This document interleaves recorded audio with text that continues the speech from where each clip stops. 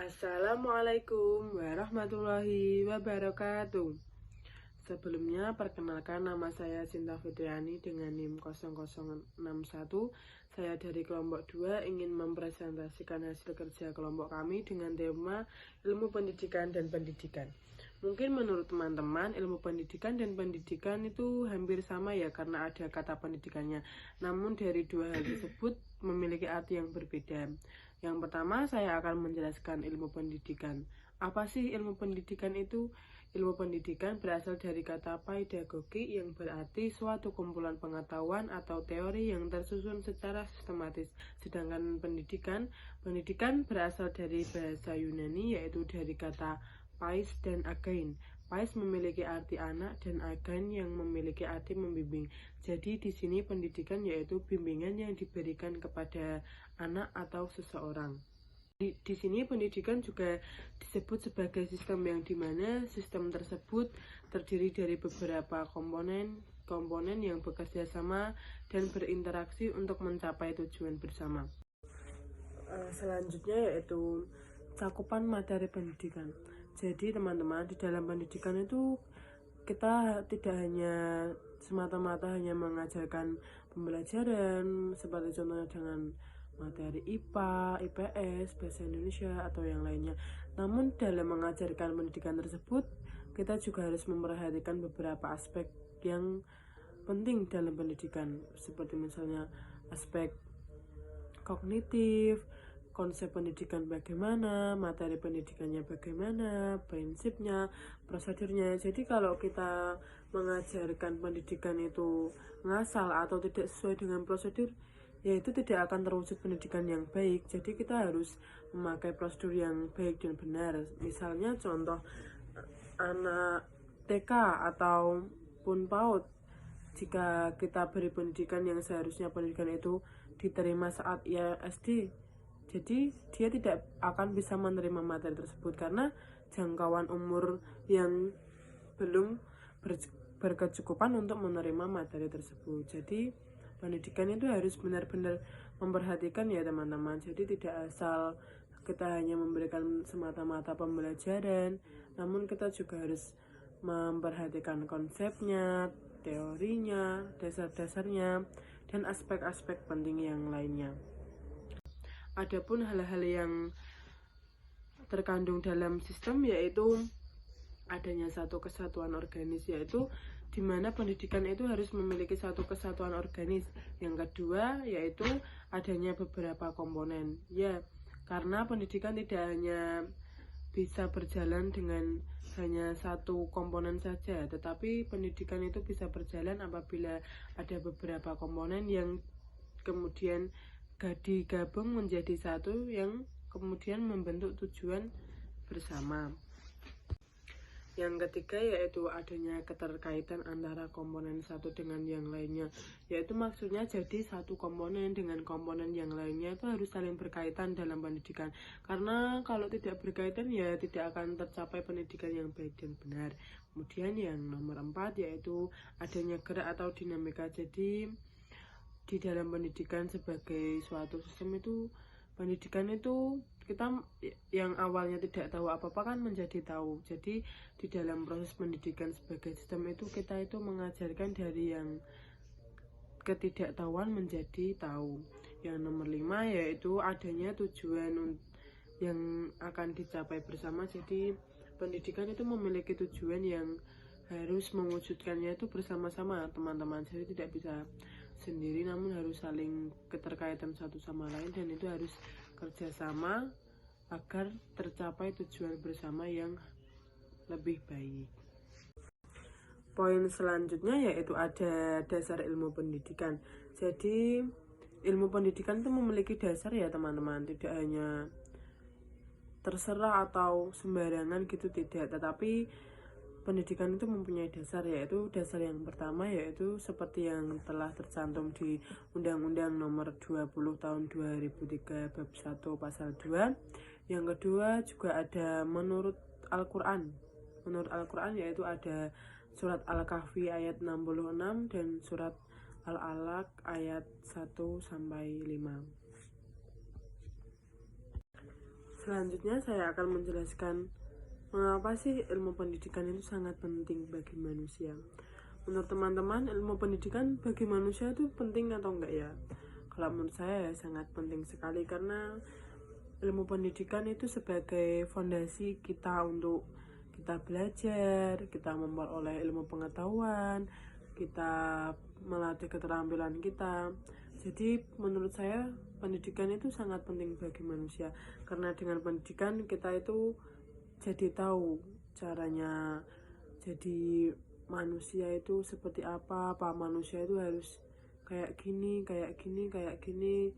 Coba kalau kita tidak pernah mengenyam pendidikan, ya kita cuma jadi manusia-manusia aja, manusia yang nggak tahu apa-apa. Tapi dengan adanya pendidikan kita bisa belajar, kita memperoleh ilmu pengetahuan, kita memperoleh keterampilan yang dimana ilmu tersebut sangat berguna bagi diri kita masing-masing dan kemudian untuk diterapkan di kehidupan sehari-hari. Kegunaan pendidikan. Yang pertama adalah kegunaan teoritis. Kegunaan teoritis maksudnya adalah manfaat jangka panjang dalam pengembangan teori pembelajaran. Kemudian yang nomor 2 adalah menyiapkan generasi muda yang mumpuni dan mampu dalam ilmu pendidikan dan berdedikasi terhadap agama, bangsa, dan negara. Kemudian yang nomor 3 adalah mewujudkan anak didik yang berakhlakul karimah, berbudi luhur, dan beriman. Kemudian yang nomor 4 adalah memberikan keterampilan hidup kepada anak. Ini artinya membantu anak-anak muda untuk mempersiapkan diri untuk menghadapi kehidupan pada masa yang akan datang. Kemudian yang nomor 5 adalah mengembangkan lembaga pendidikan berkarakter. Di sini penting untuk mengenalkan pada anak betapa pentingnya nilai-nilai dan pengamalan dalam kehidupan sehari-hari. Fungsi dan tujuan pendidikan. Fungsi adalah serangkaian tugas atau misi yang diemban dan dilaksanakan oleh pendidikan. Nah, fungsi dari pendidikan ini ada 4. Yang pertama adalah fungsi edukatif. Fungsi edukatif ini maksudnya untuk memberikan ilmu pengetahuan kepada anak-anak. Kemudian yang kedua adalah fungsi pengembangan kedewasaan.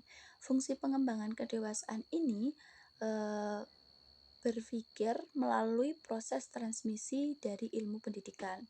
Kemudian yang nomor 3 adalah fungsi penguatan keyakinan terhadap kebenaran melalui pemahaman ilmiah. Terus kemudian yang nomor 4 adalah fungsi ibadah. Nah, fungsi ibadah ini termasuk dalam bagian dalam pengabdian kepada Tuhan yang telah menganugerahkan kesehatan jasmani dan rohani kepada manusia. Nah, tujuan dari pendidikan itu seperangkat sasaran kemana pendidikan itu akan diarahkan. Nah, sasaran yang ingin dicapai melalui pendidikan itu berulang lingkup sama seperti fungsinya yang sudah seperti saya sampaikan di atas. Kemudian di slide selanjutnya ada syarat-syarat ilmu pendidikan. Nah, syarat-syarat ilmu pendidikan ini minimal ada 3. Yang pertama harus memiliki objek. Objek di sini ada objek material dan objek formal. Objek material yaitu realita pendidikan atau perbuatan mendidik. Nah, dan objek formal atau pemikiran ilmiah yang secara kritis, metodis, dan sistematis. Kemudian yang nomor 2 harus memiliki sistematika atau ilmu pendidikan yang menguraikan masalah teori-teori yang digunakan sebagai landasan menjelaskan pendidikan. Kemudian yang nomor 3 adalah memiliki metode atau teknik penyampaian materi pembelajaran. Konsep dasar pendidikan. Yang pertama adalah pendidikan itu berlangsung selama seumur hidup. Ya, karena apa? Karena ilmu pengetahuan itu tidak akan pernah ada habisnya. Ya, terus yang kedua adalah pendidikan menjadi tanggung jawab bersama, menjadi tanggung jawab dari masyarakat, menjadi tanggung jawab dari keluarga dan pemerintahan. Yang pertama lah, dari keluarga atau masyarakat sekitar itu sangat membantu untuk memberi semangat atau mensupport untuk selalu belajar. Kemudian dari pemerintahan itu membantu menunjang infrastruktur, menunjang sarana pendidikannya itu kan dari pemerintah. Kemudian yang ketiga adalah pendidikan hanya berlaku bagi manusia. Manusia itu perlu dididik. Kemudian yang nomor 3 adalah pendidikan sebagai suatu proses transformasi nilai. Transformasi nilai itu gini ya, secara sederhananya usaha manusia untuk membina kepribadiannya sesuai dengan nilai-nilai di dalam masyarakat dan di dalam kebudayaannya. Kemudian di slide selanjutnya ada lembaga pendidikan. Yang pertama adalah lembaga pendidikan formal. Lembaga pendidikan formal ini dilaksanakan di sekolahan seperti ketentuan yang ada di sekolahan, seperti di TK, SD, SMP, SMA atau SMK sederajat, kemudian lanjut ke perguruan tinggi.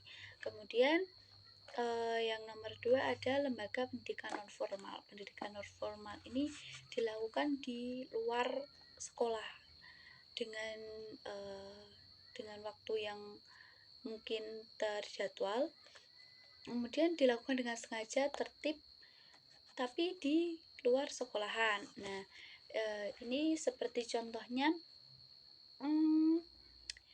kegiatan OSIS, kegiatan pramuka, atau les-les olahraga, atau les nari, kesenian, nah ya seperti itu.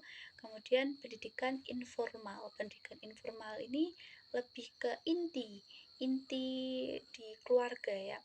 Tapi walaupun ini informal di luar jam sekolah dan tidak ada lembaga yang mengaitkan secara resmi, tapi pendidikan informal ini sangat berpengaruh terhadap pertumbuhan anak untuk selanjutnya, karena ini pendidikan di dalam rumah, di dalam inti rumah, seperti pendidikan dari ibu, dari ayah, atau pengaruh di lingkungan masyarakat.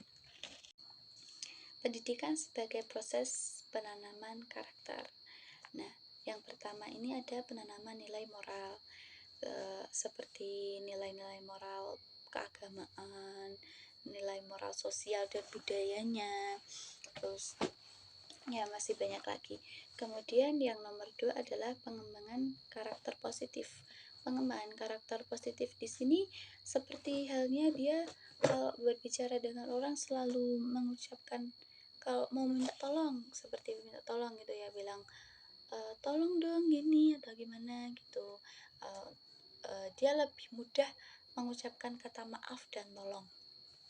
Itu pengembangan karakter positif sekali. Kemudian yang nomor 3 adalah pembentuk identitas diri. Yang keempat, pengenalan kepada etika dan moralitas, pemahaman kepemimpinan, terus pengaruh guru sebagai model peran itu juga sangat berpengaruh ya. Guru itu selalu mencontohkan hal-hal baik, itu juga anak-anak didiknya juga akan ikut melakukan hal-hal baik juga. Terus yang terakhir adalah pembelajaran konflik dan penyelesaian masalah. Nah, ini biasanya anak-anak suka berantem atau apa gitu. Nah, sebagai peran sebagai guru itu juga mengajari untuk siapa yang salah minta maaf. Setelah itu sudah minta maaf, juga kita harus mau untuk memaafkan, karena yang itu tadi kan udah minta maaf gitu ya. Contoh kecilnya seperti itu. Kemudian di slide selanjutnya ada unsur-unsur pendidikan. Yang pertama adalah peserta didik dan pendidik. Nah, dari peserta didik dan pendidik ini akan terjadi sebuah interaksi edukatif yang kemudian menjadi kegiatan belajar mengajar. Nah, dari kegiatan belajar mengajar itu kemudian ada tujuan dari pendidikan itu tadi apa, kemudian ada materi atau isi dari pembelajaran atau isi dari pendidikan, itu biasanya disebut dengan kurikulum. Kemudian ada metode atau alat untuk menyampaikan pendidikan, karena banyak sekali metode-metode pendidikan untuk menyampaikan semua materi. Kemudian lingkungan pendidikan atau tempat berlangsungnya proses pendidikan gitu. Sifat ilmu pendidikan. Yang pertama ada pendidikan sebagai ilmu yang bersifat deskriptif dan normatif. Yang kedua ada ilmu pendidikan sebagai ilmu yang bersifat historis, teoritis, dan sistematis.